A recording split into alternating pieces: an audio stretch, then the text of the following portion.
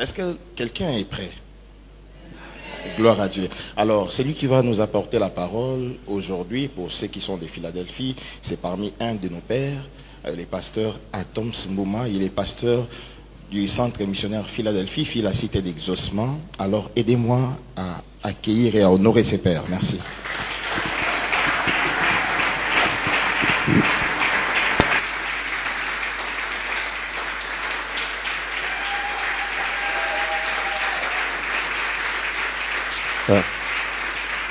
Bonjour, on peut se rasseoir s'il vous plaît, merci, c'est très gentil.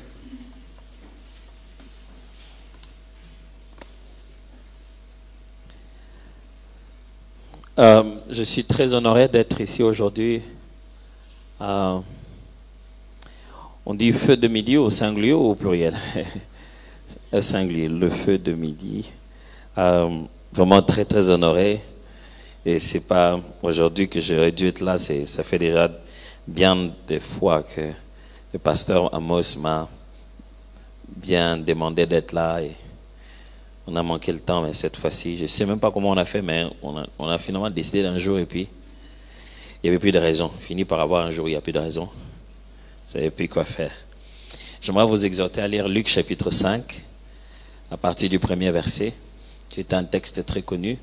Et pendant quelques minutes, avant que vous rentriez au travail, on va parler de comment votre travail peut être un parfum de bonne odeur pour Dieu. Comment le travail, mon travail, un parfum pour Dieu. C'est de cela qu'on va parler. Donc, je vais lire Luc chapitre 5, à partir du premier verset jusqu'au verset 11. Ça nous suffira déjà. Comme Jésus se trouvait auprès du lac de Génézareth et que la foule se pressait autour de lui pour entendre la parole de Dieu, il vit au bord du lac 2 barques, d'où les pêcheurs étaient descendus pour laver leurs filets. Il monta dans l'une de ces barques qui était à Simon, et il les pria de s'éloigner un peu de terre. Puis il s'assit, et de la barque il enseignait la foule. Lorsqu'il eut cessé de parler, il dit à Simon, « Avance en plein eau, et jetez vos filets pour pêcher. » Simon lui répondit, « Maître, nous avons travaillé toute la nuit sans rien prendre, mais sur ta parole, je jetterai le filet. » L'ayant jeté, ils prirent une grande quantité de poissons et leur filet se rompait. Ils firent signe à leurs compagnons qui étaient dans l'autre barque de venir les aider. Ils vinrent et remplirent les 2 barques au point qu'elles s'enfonçaient. Quand il vit cela, Simon-Pierre tomba aux genoux de Jésus et dit, « Seigneur, retire-toi de moi, parce que je suis un homme pécheur. » Car l'épouvante l'avait saisi, lui et tous ceux qui étaient avec lui, à cause de la pêche qu'ils avaient faite. Il en était de même de Jacques et de Jean, fils de Zébédée, les associés de Simon. Alors Jésus dit à Simon, « Ne crains point, désormais, tu seras pêcheur d'hommes. » Et ayant ramené les barques à terre, ils laissèrent tout et le suivirent. Nous sommes ici en face d'un texte que nous connaissons beaucoup. Je n'ai pas voulu encore brûler vos neurones avec tout ce que vous êtes déjà en train de faire pendant la journée dans votre vocation, je veux dire, dans votre travail, dans votre profession. Pourquoi ne pas parler d'un texte que nous connaissons tous et essayer de pouvoir comprendre ensemble cette idée? Le but de cette exhortation, c'est de voir si oui, on est presque d'accord, oui, notre travail devrait être un parfum de bonne odeur pour Dieu. Notre travail devait rendre gloire à Dieu. Notre travail devait revenir au Seigneur. Dieu devait être content sur le travail que nous faisons. Comment? Pourquoi? Quel en est le bénéfice? Ça sert à quoi? Tout ça a commencé où? Est-ce qu'on n'est pas en train de forcer les choses? Est-ce qu'on ne force pas le fait de travailler, de l'associer avec Dieu pour que les églises nous suivent jusqu'au lieu de travail? Est-ce qu'on n'est pas en train de spiritualiser le travail qui ne l'était pas? J'aimerais d'abord commencer par une affirmation très importante sur laquelle nous devons nous entendre avant que je puisse parler de ce qu'il y a dans ces textes. Premièrement, je vais affirmer quelque chose et je me prépare à le faire et c'est pourquoi je veux être vraiment sûr que vous êtes aussi prêts à l'entendre. Premièrement, je pense pouvoir avoir l'attention de tout le monde maintenant que je n'ai pas toujours dit qu'est-ce que je vais dire par premièrement.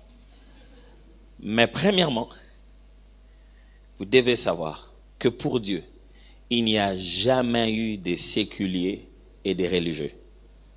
La Bible n'enseigne pas une vie où vous aurez quelque chose de séculière et une autre chose de religieuse. Ce n'est pas une pensée biblique que d'avoir une vie professionnelle et l'autre c'est quoi? L'autre que vous n'avez pas en vie professionnelle, ça s'appelle quoi?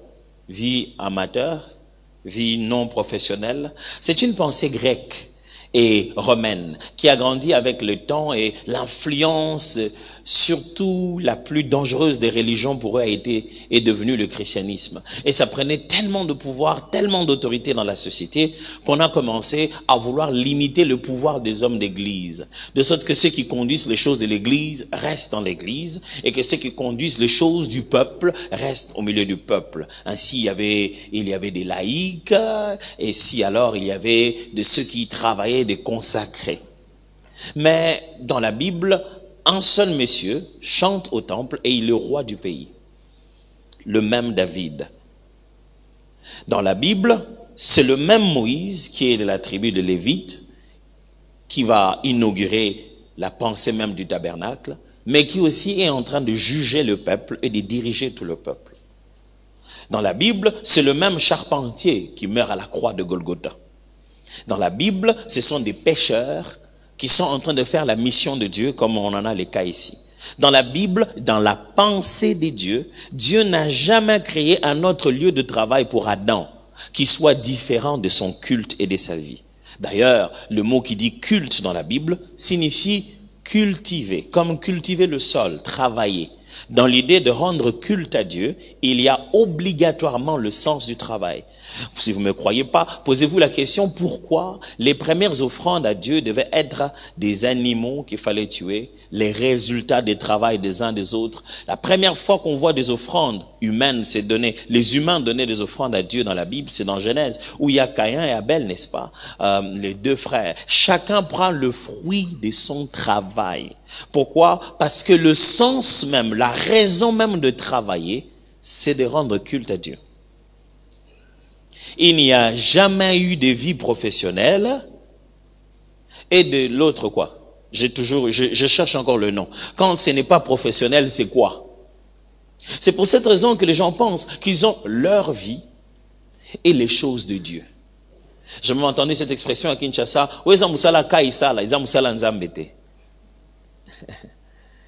C'est-à-dire, c'est le travail de César. Ou, surtout parce qu'ils interprètent le texte, rendez à César ce qui est à César. Comme quoi, faites le travail parce que c'est l'heure du travail. C'est pas dans la Bible. Je ne sais pas où est-ce qu'on a trouvé ça. Même, ils disent ça pour dire que faites le travail du chef quand c'est le travail du chef.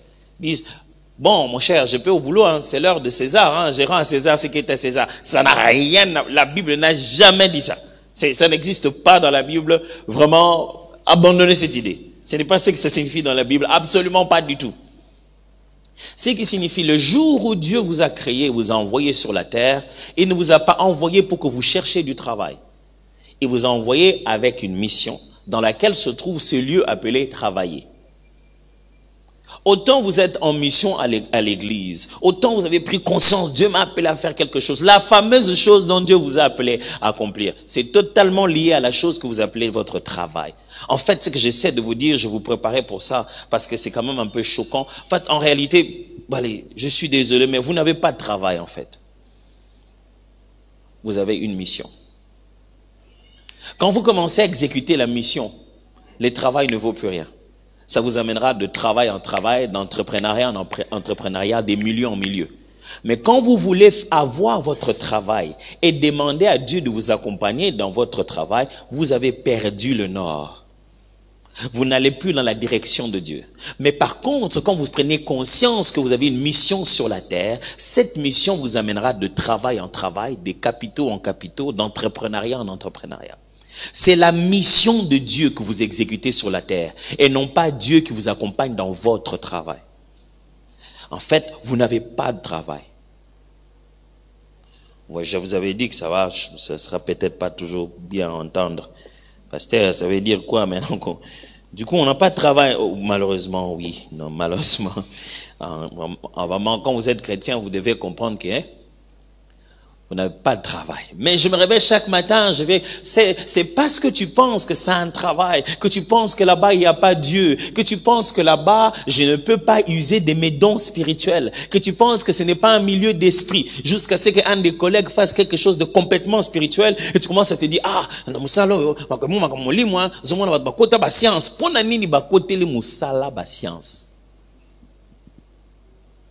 parce que le travail est très spirituel. Mais vous avez séparé le travail et votre vie spirituelle. Vous avez dit que le travail, c'est professionnel. Et après, c'est l'autre, amateur. Parce que c'est ça, normalement, le contraire de professionnel. Mais en réalité, ça ne se passe pas comme ça. Vous n'avez qu'une seule vie à laquelle Dieu a donné une mission. Et parmi ces diverses missions qu'il vous a données, c'est un endroit où vous devez aller travailler. Je viens de vous lire un texte exceptionnel de Jésus. Jésus avait plusieurs raisons de faire des miracles. Fondamentalement, la raison de convaincre les gens qu'il était le Messie. On appelle ça des signes. Il fait quelque chose d'exceptionnel pour que ce soit non seulement quelque chose de miraculeux, mais aussi des symboliques. Il fait un miracle, non seulement qu'on dit waouh, mais on se dit ça, ce sont le genre de choses qui nous permettent de nous dire que cet homme est vraiment le Fils de Dieu. Mais Jésus est en train d'enseigner. Tout commence là. Comme Jésus se trouvait auprès du lac de Génézareth et que la foule se pressait autour de lui pour entendre la parole de Dieu, il vit au bord du lac 2 barques d'où les pêcheurs étaient descendus pour laver leurs filets. Écoutez-moi mes frères, si les gens n'essayent pas d'écouter la parole de Jésus, votre barque est inutile. Let me go back to that.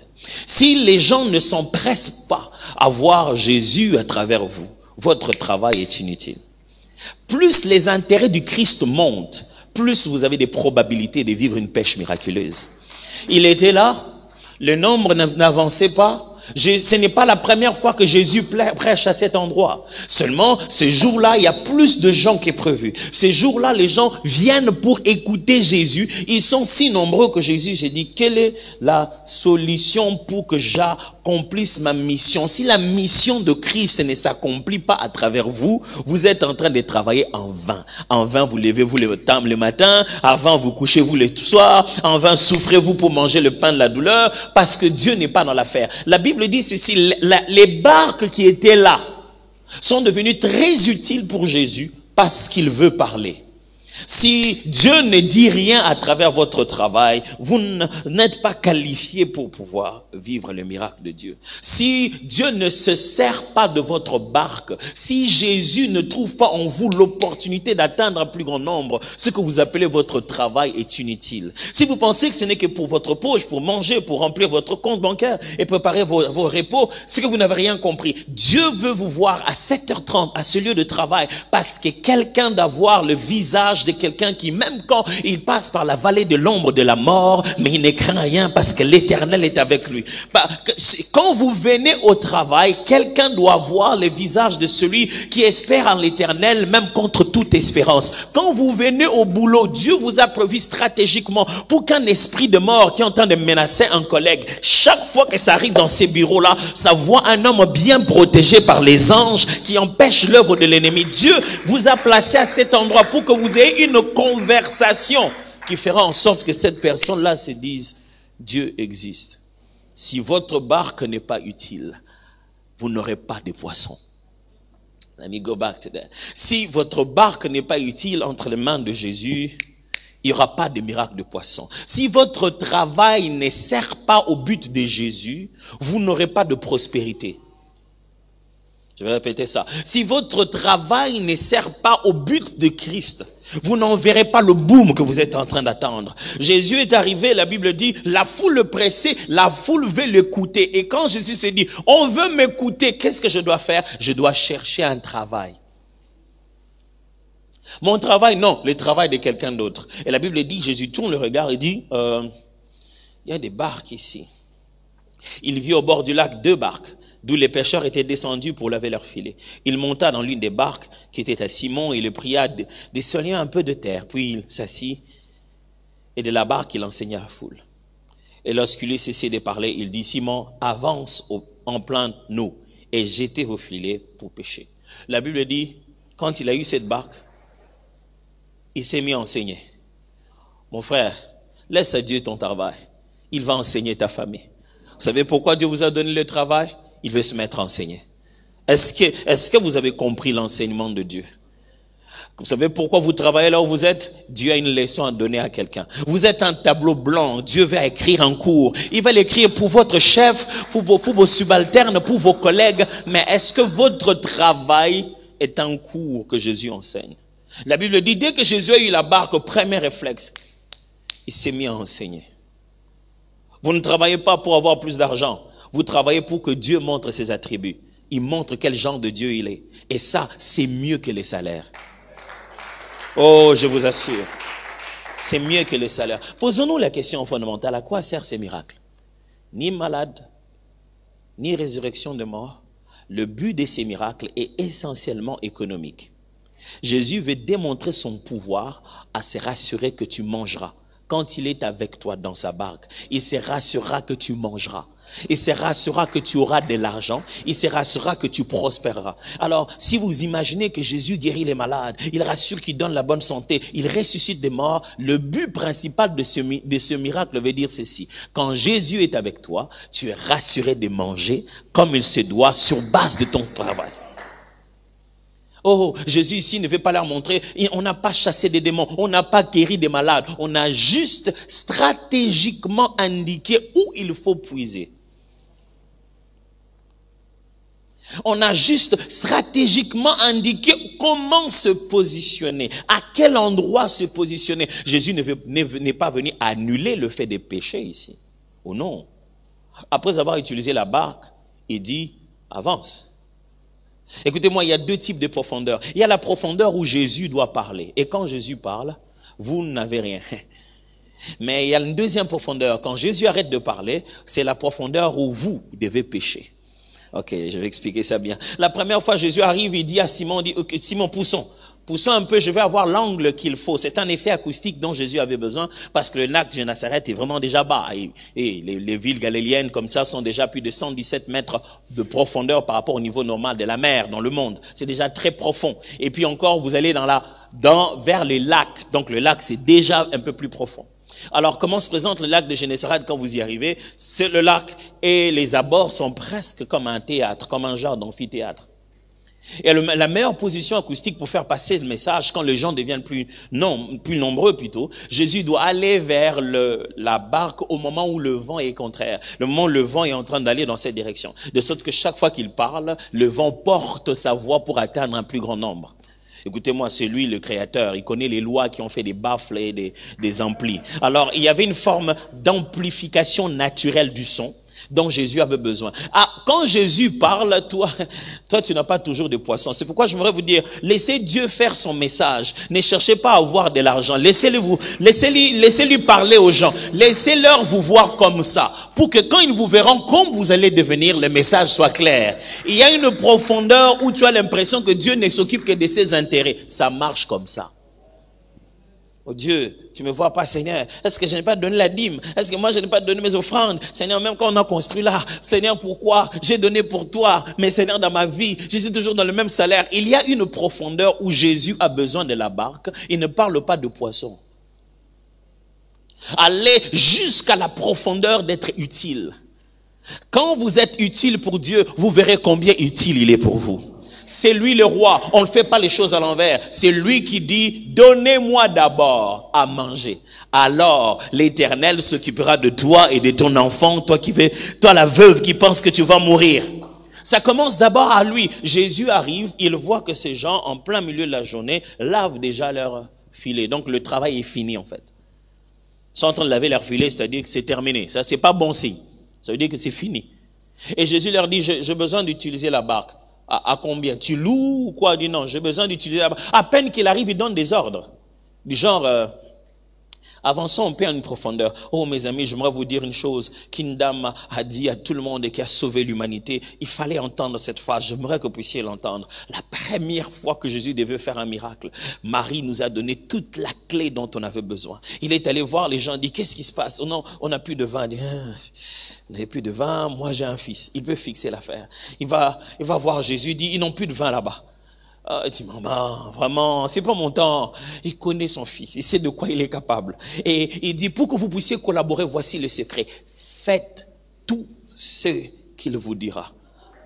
Parce que je connais mon fils, il dit des choses bizarres, mais ça marche toujours. Je connais mon fils, écoutez-le, écoutez-le. Mes frères, j'aimerais vous dire une chose. Ça peut vous sembler fou, non professionnel et non rationnel, mais faites ce qu'il vous dira. Nous sommes en train de servir un Dieu qui gagne la bataille en tournant seulement. Nous sommes en train de servir un Dieu qui sert aux gens du vin en prenant de l'eau avec les seaux de la douche.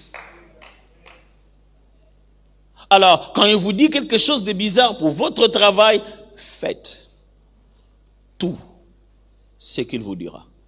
Aussi longtemps que vous ne devenez pas utile pour lui, vous n'allez pas vous rendre compte à quel point il est utile pour vous. Alors Jésus dit, première profondeur, ils arrivent à cette profondeur, Jésus parle, Jésus prêche, et il a fini. Ce n'était pas du genre, Jésus a fini de prêcher. Jésus n'était pas le genre d'orateur, quand il n'a pas encore fini de prêcher, les gens s'en vont. Non, les gens passaient toute la journée qu'ils ont même oublié à quelle heure ils devaient manger. Jésus, les commentateurs disent, quand il enseigne les béatitudes, c'était une prédicateur de minimum 8 heures. 8 heures. Pas de culte, d'enseignement. Sans micro. 8 heures, mes amis. Donc les gens, quand ils disaient Jésus est passé avant de partir, le petit garçon prenait ses pains, ses poissons, il disait, hello, mais tout est grand, moi, plan d'habitude d'âme. 8 heures.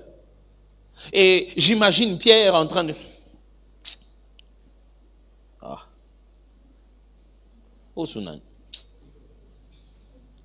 Forcément, ces histoires qu'on finisse. Quand est-ce qu'il va finir?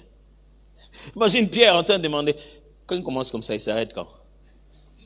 Vous savez, ils ne sont pas au sol où Pierre peut se dire, je sors de la barque, je lui laisse, je vais revenir après. Il a forcé Pierre de quitter les larges. Pierre est coincé avec lui. Même s'il va murmurer, il est coincé avec Dieu. Est-ce que quelqu'un a l'impression qu'il est coincé dans cette affaire? Il a envie de démissionner, mais il a l'impression... Vraiment, même si j'ai démissionné, vraiment moi, je pouvais démissionner. Sauf si vraiment ça dépendait que de moi. Mais le Seigneur m'avait donné des messages qu'il m'élèvera dans ce travail. Si ça dépendait que de moi, j'aurais déjà arrêté ce commerce. Mais j'avais eu des messages. Dieu m'a dit qu'un jour, ça irait loin. Tu es coincé avec Dieu. Tu ne sais même pas descendre. Pierre est coincé dans la barque avec Jésus. Mais en ce moment-là, Jésus ne s'occupe pas de lui du tout. Il s'occupe de son message. Mes amis, si vous avez l'impression que Dieu ne s'occupe pas de vous, c'est parce qu'il est occupé pour vous. Ok, je vais répéter. Quand vous avez l'impression que Dieu ne s'occupe pas de vous, c'est parce qu'il est occupé pour vous. Il prépare les spectateurs à vivre les miracles qu'il va faire avec toi. La Bible dit, après avoir prêché, quand il a fini, il se tourne à Pierre et dit, deuxième dimension de profondeur. On est déjà au large, on est déjà dans l'eau, non? Il dit non, pas ici.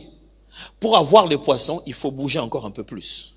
Écoutez-moi, Jésus-Christ est en train d'expliquer quelque chose de très très exceptionnel à Pierre. Il dit ceci, Pierre, autant que j'ai pris de la profondeur pour pouvoir gagner les âmes, il te faudra aussi prendre la profondeur pour devenir pêcheur d'hommes. Ok, vous n'avez pas compris, je vais répéter ça.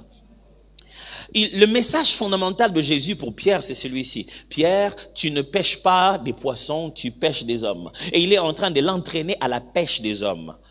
Il le met dans sa barque pour qu'il voie comment on pêche les hommes.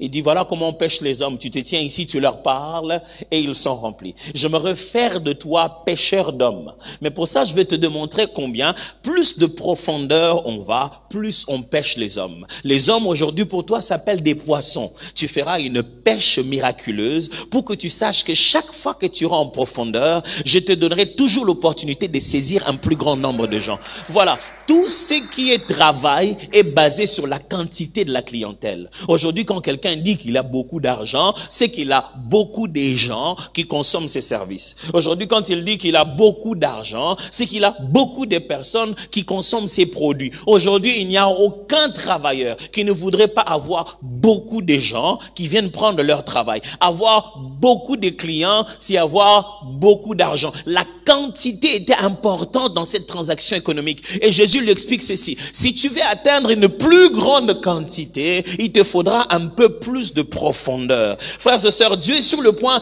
d'atteindre une plus grande quantité, que ce soit économique, que ce soit financière dans ta vie. Et tout ce qu'il te demande, c'est juste un tout petit peu plus de profondeur.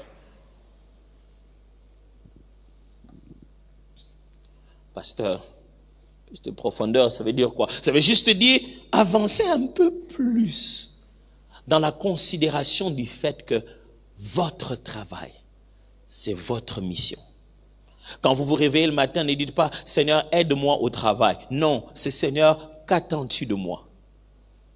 Ne t'en va pas pour recevoir le secours de Dieu. Va avec le mandat divin. Ne regarde plus tes collègues comme des collègues. On est juste tous venus ici. Chacun est venu de sa manière. Non, toi tu es venu avec un mandat céleste. Tu es venu avec un but. Tu es venu pour la vie de quelqu'un là-bas. Écoutez-moi, ce jour-là, Jésus était dans la barque de Pierre. Mais le fait que Jésus soit dans la barque de Pierre, ça profitait aux autres collaborateurs. Le miracle était si fort, la Bible dit qu'ils n'ont pas pu, ils n'arrivaient pas à prendre, ils ont fait signe aux autres.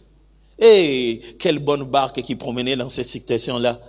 Il y avait l'autre barque qui s'est promenée. Il dit, venez, venez, venez, venez, venez. Jésus n'était même pas dans leur barque. Jésus n'était même pas venu chez eux. Mais les conséquences de la bénédiction dans la barque de Pierre a fait que ceux qui s'est promené là ont dit, venez, venez. Même les deux barques étaient tellement remplies. Il y a des fois où vous n'allez pas au travail pour être rempli seulement, mais pour qu'une autre barque qui est en train de marcher tout autour, Dieu puisse la visiter à travers vous. Heureux les gens qui vous ont employés dans leurs entreprises, parce que Jésus vient dans votre barque et ils vont en profiter.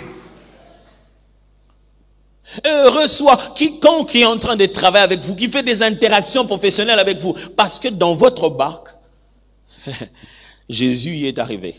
Et ce qui se prépare à faire avec vous, va certainement déborder, au point que vous ne pouvez pas en prendre. Vous savez comment ces textes finissent? Les textes finissent en disant, Pierre dit, papa, sors de ma barque, je ne saurais pas. Pardon.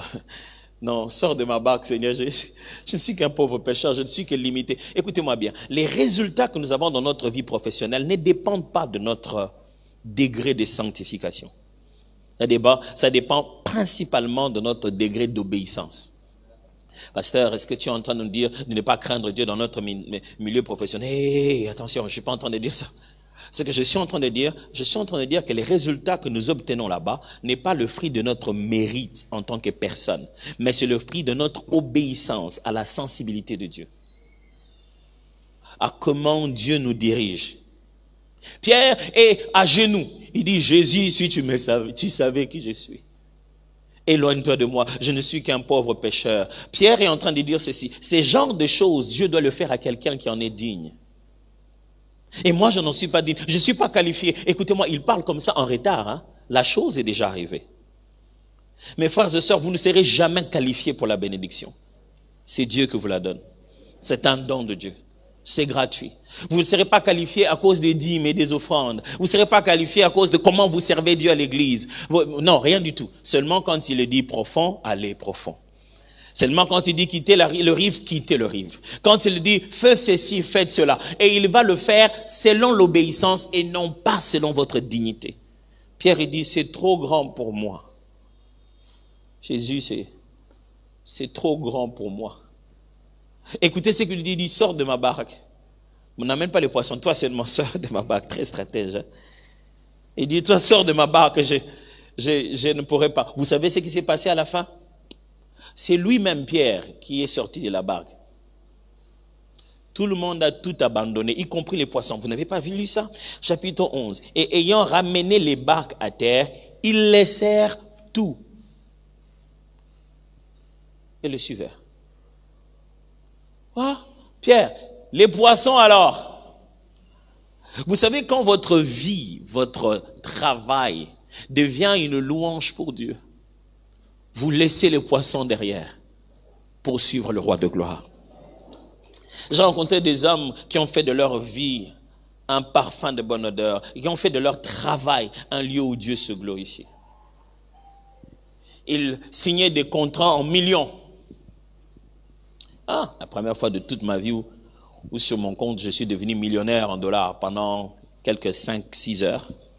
Ça n'a pas beaucoup duré. C'était juste une transaction dont je devais m'occuper et qui est passée sur mon compte. Ce jour-là, je me rappelle que j'ai eu un SMS, j'étais à l'aéroport, je ne sais plus à quel aéroport. Non, je devais être à Addis Abeba. Et j'ai voyagé avec ma femme, je lui ai montré mon téléphone. J'ai dit, chérie, il faut que tu saches que tu as épousé un millionnaire. Et elle m'a dit, il dit, je t'ai dit que je suis millionnaire. Au moment où on parle là, maintenant là, est-ce que tout le monde ici sait que je suis millionnaire? Il m'a dit, je lui ai montré mon téléphone. Il dit, rien que l'idée de savoir que je suis millionnaire, j'avais plus faim. Même si ce n'était pas mon argent, j'avais plus faim. C'est-à-dire que je me suis dit, bon, non, quand ça là, nini. Vous savez, des fois, on veut des choses parce qu'on sait qu'on a du mal à s'en octroyer. Hein. Mais dès que tu as les moyens, tu n'en as même plus envie, quoi. Tu dis, bon, non, c'est rien. Et ma femme me dit, monsieur le millionnaire, mais il y a comment? Mais dis donc. Pendant quelques minutes seulement, le temps de prendre l'avion, d'arriver de l'autre côté et de lancer les exécutions. Mais pendant ce moment-là de ma vie, j'étais millionnaire. C'est bizarre. C'est bizarre d'être millionnaire. Mais quand j'ai vu des frères parler des millions comme s'ils parlaient des centaines et laisser à quelqu'un d'autre aller déposer ses millions en banque parce qu'il doit aller à une retraite,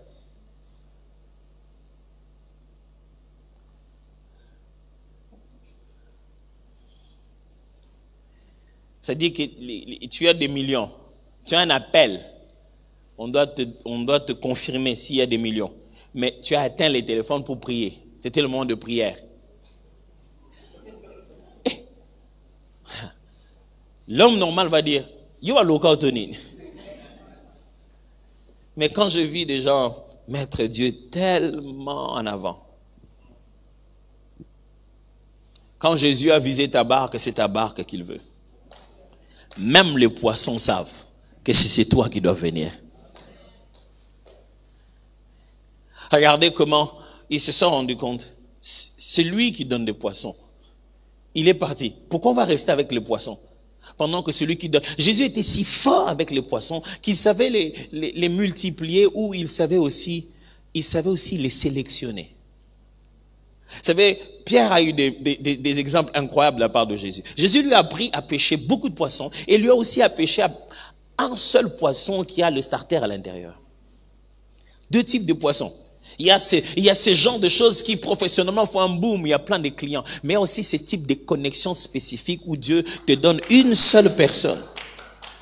Mais qui à l'intérieur en a suffisamment pour te rassurer que cette affaire marche bien. Ma prière pour vous, c'est que puisque vous êtes dans les camps de Jésus, qu'il vous donne une autre relation avec les poissons. Que vous les ayez en grand nombre et que vous les ayez aussi en bonne qualité.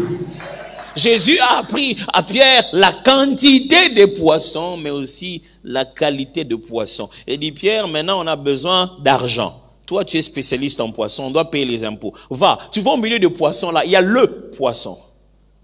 Je me suis toujours posé cette question. Qu'est-ce qui s'est passé? Est-ce que n'importe quel poisson que Pierre allait prendre allait avoir de l'argent dedans? Ou parmi tous les poissons, il y en avait un qui avait l'argent dans sa bouche? Je me demande comment ça a été synchronisé. Parmi tous les poissons, il y en a un qui a avalé cette pièce quelque part. Mais comment Jésus a su qu'au moment même où Pierre va aller, quand il va jeter, c'est celui-là. Pierre n'a jamais rien fait de spécial, il n'a fait qu'obéir durant toute sa vie. C'est pour cette raison, autour de marcher sur l'eau, il a dit, je vais vérifier si la chose marche. Il dit, Seigneur, si c'est toi, je ne vais pas prendre l'initiative. Ça marche quand tu ordonnes. Ordonne que je vienne vers toi. Il aurait pu dire à Jésus, Seigneur, si c'est toi, attends là, j'arrive. Il dit, si c'est toi, chaque fois que tu as dit, et que j'ai juste fait ce que tu me demandes de faire, ça a toujours été miraculeux. Il a dit, Seigneur, si c'est toi, je te reconnaîtrai comme ça. Dis que je vienne, je vais me mettre à venir. Il a dit, vas-y, viens. Et Pierre ne doit jamais venir et dire à Dieu, Seigneur, bon, écoute, j'ai quelques travaux à faire, c'est pourquoi je ne pourrai pas. David était tellement plongé, tellement décidé à garder sa relation avec Dieu que quand il a bâti sa petite cité, il l'a bâti non loin des murs de Jérusalem, à l'extérieur, bien sûr, non loin du temple. Il était à l'intérieur de Jérusalem, mais non loin à l'extérieur du temple. Et il a trouvé la façon de faire. La dernière fois, on est allé voir ces sites-là, c'était incroyable. David a fait ceci. Il a fait une sorte de porte secrète par laquelle, dans son temple, dans sa maison, dans son palais, dans sa petite cité de David, quand il prenait cette direction, ça l'amenait souterrainement jusqu'au temple. Donc, David n'allait pas officiellement au temple à tout moment. Donc, quand vous voyez David sortir, escorte, l'amener au temple, ça c'est les cultes officiels.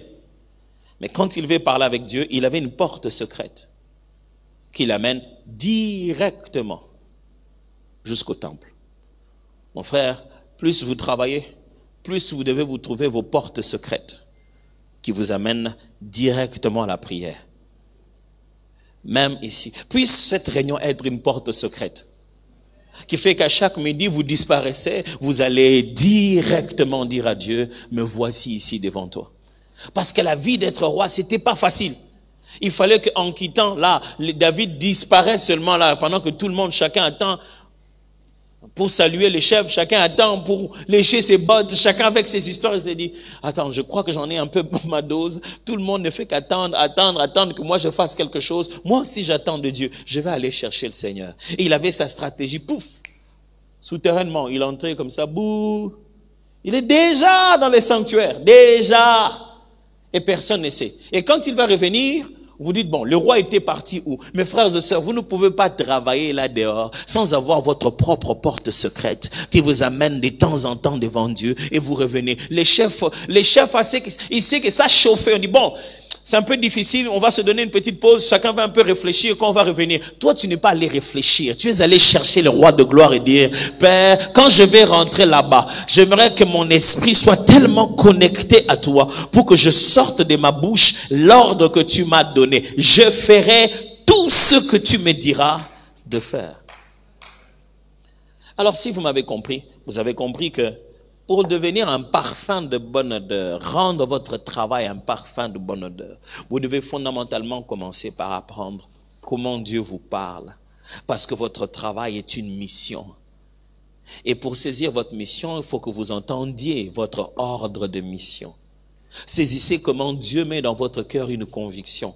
Parce qu'il faudra faire tout ce qu'il vous dira à vous personnellement. Faites de votre relation une relation si personnelle que même si ce n'est pas des visions ni des prophéties, mais vous savez reconnaître les voies toutes tracées de Dieu dans votre cœur et vous savez que là, Dieu attend de moi que je fasse ceci, Dieu veut que je puisse me mêler dans telle affaire, Dieu voudrait que j'aille dans telle direction. Ça fera tout. Si vous m'avez bien suivi, je vous ai dit et je le répète, qu'en réalité, vous n'avez pas de travail, vous avez une mission. Et tant que vous ne la prendrez pas comme une mission, vous n'en aurez pas d'impact. Pasteur, mais j'ai vu des gens remplis d'argent qui ne sont pas des chrétiens. Oh, parlez avec eux, vous verrez qu'ils sont conscients qu'ils ont une mission. Ils n'ont pas besoin d'être chrétiens pour ça. Ils savent ce qu'ils sont en train de faire. Ils sont conscients de leur mission. La mission est plus grande que les contrats. Elle est plus importante que juste le fait d'aller au jour le jour. La mission, c'est la raison pour laquelle tu es patient et tu continues à te battre, même quand tu traverses des moments difficiles. Tu as une mission. Quand tu découvres ta mission, alors tu vas découvrir ta provision. Que Dieu t'a équipé spécialement, au-delà de ce que tu peux penser. Est-ce qu'on peut baisser notre tête dans la prière? Je ne sais pas qu'est-ce que Dieu vous a mis à cœur. Qu'est-ce que Dieu vous a révélé aujourd'hui pendant ce temps de prière? Peut-être que la question c'est, Seigneur, quelle est ma mission à ce travail? Quelle est ma mission avec cette entreprise que j'ai créée? Quelle est ma mission avec cet endroit où je travaille? Cette entreprise familiale, quelle est ma mission? Dans ce travail que je fais, quelle est ma mission? Je vais nous encourager tous à prier et à demander au Seigneur, quelle est ma mission? Élevons-nous voir, prions le Seigneur. Quelle est ma mission, Seigneur?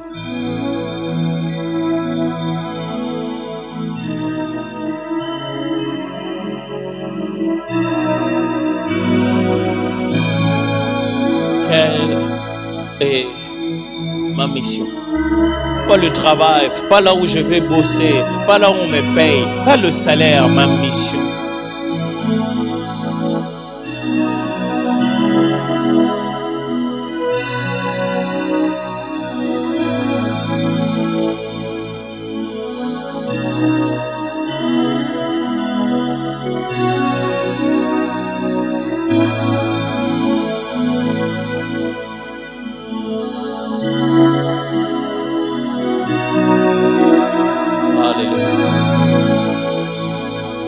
Voilà ma mission. Quelle est ma mission? Je vais la saisir complètement.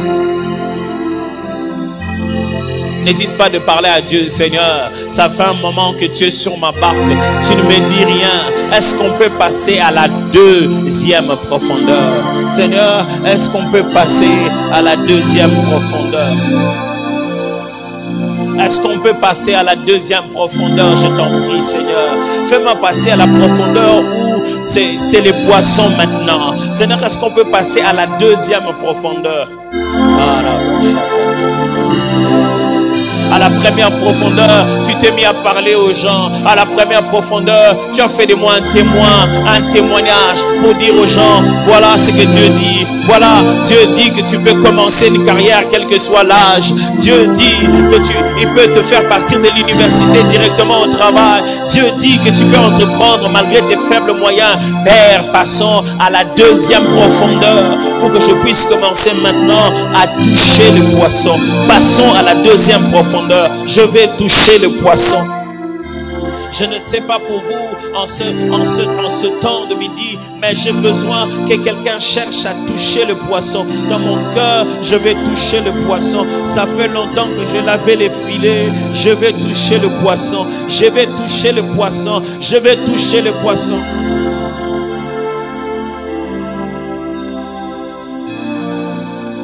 Je vais toucher le poisson.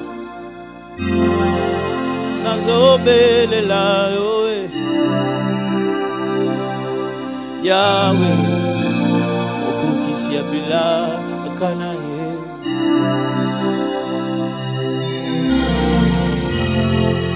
Nazobelela Yahweh, okukisiabila kanaye. Eza yonde olobaki bilagana yokoko kisango nazobe odela yo. Dieu ne ment jamais. Papa yonde olakaki bilagana yokoko kisango nazobe odela yo. Le Dieu qui t'a envoyé là-bas va finir ça. Papa yonde olobaki bilakana yokoko kisango nazobondela yo. Kabrate shene ya botika barada ya. Oh, ya yonde olobaki bilakana yokoko kisango nazobondela yo.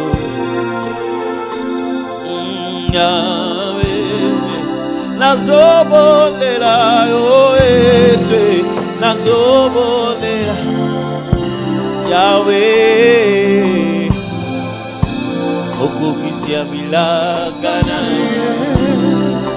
Nazobelela yo Yesu, nazobelela yo Yahweh, oh Yahweh, okukisia bilagana ye. Ezayonde olobaki bilakana yokoko kisango nazobondela yo Yahweh. Papa yonde olobaki bilakana yokoko kisango nazobondela yo Yahweh. Papa yonde olakaki bilakana yokoko kisango nazobondela yo Yahweh. Papa yonde olobaki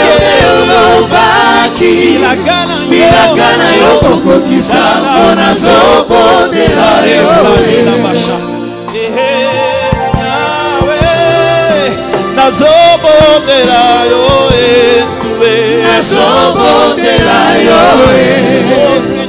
je t'en supplie. Yahweh, mokokisi ya bilaka na ye.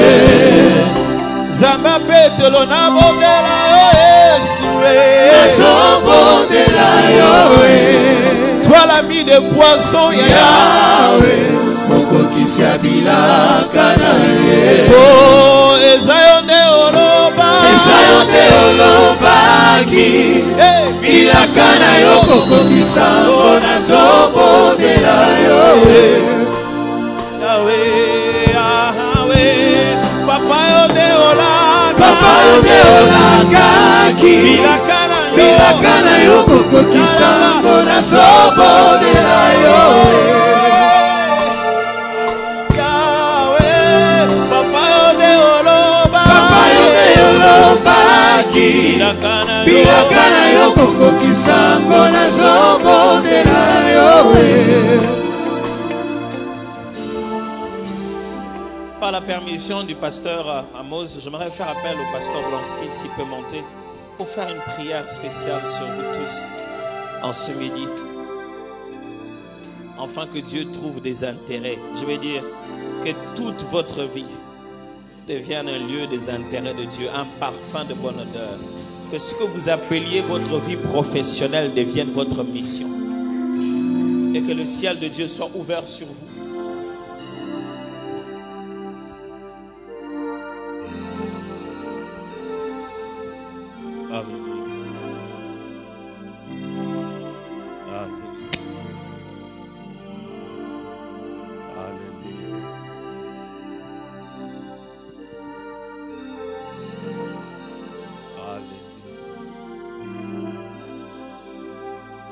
Seigneur, je suis en train de te prier.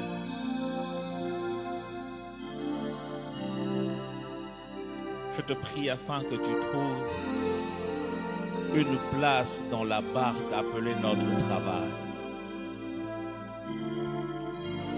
Des fois, nous sommes tellement occupés, des fois, nous remplissons nos barques de plein de choses que nous négligeons des fois de te réserver une place dans cette barque. Mais à l'écoute de cette parole, nous voulons que tu trouves une place dans notre barque.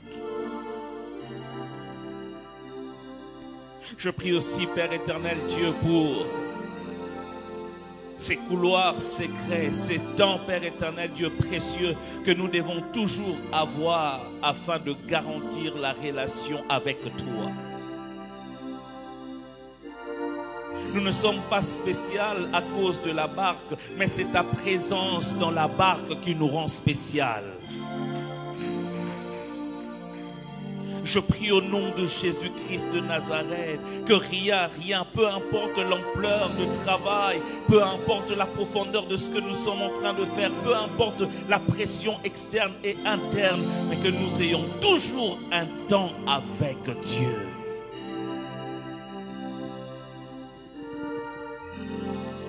Alléluia.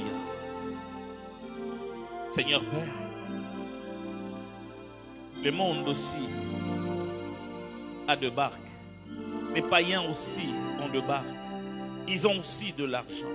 Mais la différence entre eux et nous, c'est que la bénédiction qui vient de toi, c'est celle qui enrichit. Et elle ne s'est fait suivre d'aucun chagrin. Je prie Père éternel pour chacun de nous ici présents, que le chagrin n'entre pas dans sa barque. C'est là au nom de Jésus. Que l'Éternel Dieu nous bénisse et nous bénisse tous. Amen. Est-ce que quelqu'un peut acclamer pour Jésus, pour Jésus, pour Jésus? Gloire à Dieu, nous pouvons reprendre nos places. Père, je prie dans le nom de Jésus de bénir ce que nous t'avons apporté en ce midi. Je prie que nos contributions fassent avancer ton œuvre. Je te le demande au nom de Jésus-Christ. Amen. Gloire à Dieu. Il y a les paniers d'offrandes qui est devant. On peut juste avancer pour déposer nos offrandes. Que Dieu soit loué. Alléluia.